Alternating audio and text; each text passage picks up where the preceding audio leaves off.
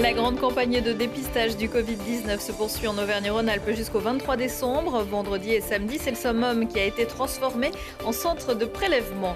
Suivez le guide, vous n'avez pas encore vu l'exposition du musée dauphinois consacrée au refuge et depuis les lieux culturels ont fermé. Pas de panique, on vous offre une visite guidée.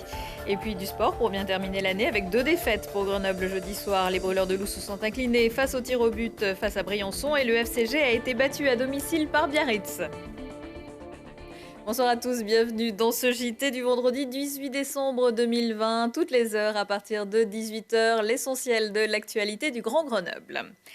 Bonjour Grenoble, il y avait foule ce vendredi au summum à l'affiche. Ici, on dépiste gratis de 10h à 18h sans rendez-vous. Munis de leur carte vitale en voiture, en vélo ou à pied, de nombreux habitants du bassin grenoblois sont venus se faire dépister pour le Covid-19 avant de partir ou pas en vacances. Lilian Veillé. Vous avez déjà fait le test ou c'est la première fois? Oui, j'ai déjà fait. Donc voilà, c'est le même principe. Alors, je vais tout doucement. Pas de spectacle pour les fêtes, on vient au summum, mais pour se faire dépister. Rien qu'à l'ouverture, les voitures s'enchaînent et on profite d'un test gratuit et rapide pour pas mal de raisons.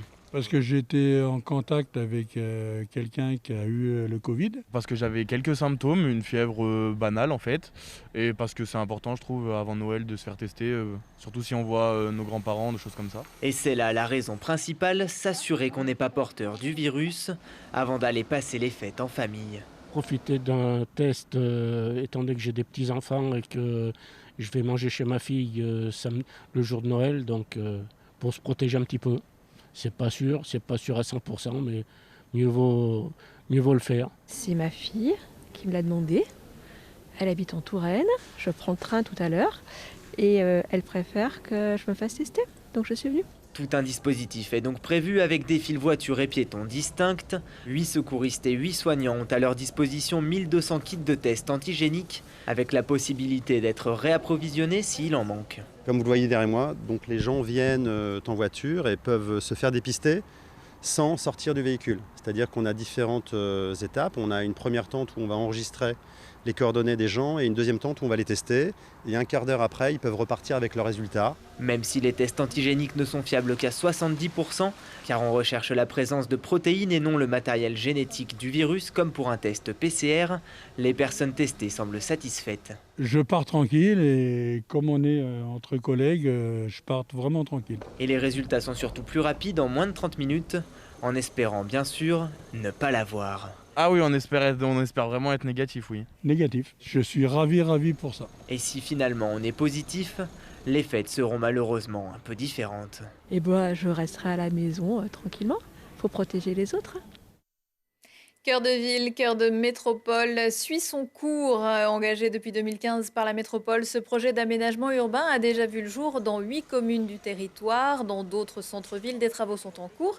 C'est le cas ici, à Domaine. Après la place Commandant Stéphane et le pont du Doménon en 2019, c'est au tour de la place Stalingrad de se refaire une beauté. On avait une place avec beaucoup de niveaux, ce qui ne permettait pas aux anciens de circuler en sécurité. Donc aujourd'hui, on a une place qui sera complètement végétalisée et d'un seul tenant. Donc ça permettra à tous de se rencontrer sur cet espace-là. On a voulu également sortir les voitures de cet espace. On avait un parking à l'intérieur, devant la mairie. On a voulu les mettre à l'extérieur, donc on a des parkings, une quinzaine de places qui se trouvent à l'extérieur, ce qui permet de ne pas mélanger les piétons. Alors sur Domaine, d'abord, c'est une très grande place, mais qui a une dynamique commerçante et commerciale très forte, avec un marché du jeudi qui marche très fort, avec des commerces en proximité qui sont très implantés.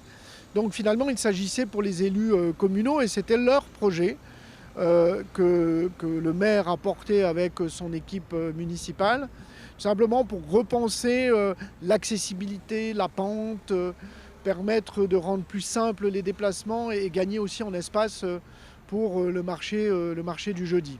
C'est penser des matériaux différents, permettre une meilleure perméabilité, conserver les arbres, couper certains et en replanter d'autres, bref, un esthétique de place important. Coût total des travaux pour Cœur de Ville, Cœur de Métropole, la Domaine, 2 millions d'euros. La fin des travaux est prévue pour avril 2021.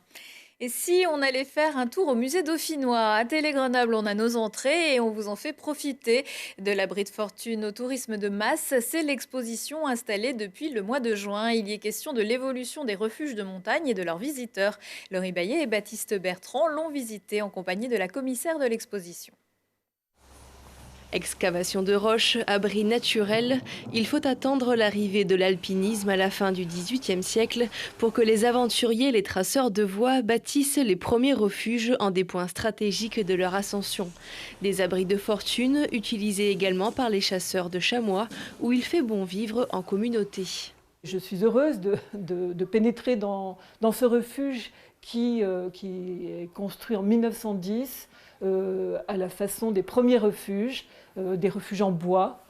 Il s'agit d'une seule pièce de 4 mètres sur 7 avec des bas-flancs sur lesquels on s'entasse un petit peu pour dormir les uns à côté des autres. Le propre des refuges, surtout à l'époque, la porte est toujours ouverte. On s'y retrouve et on vit quelque chose d'intense.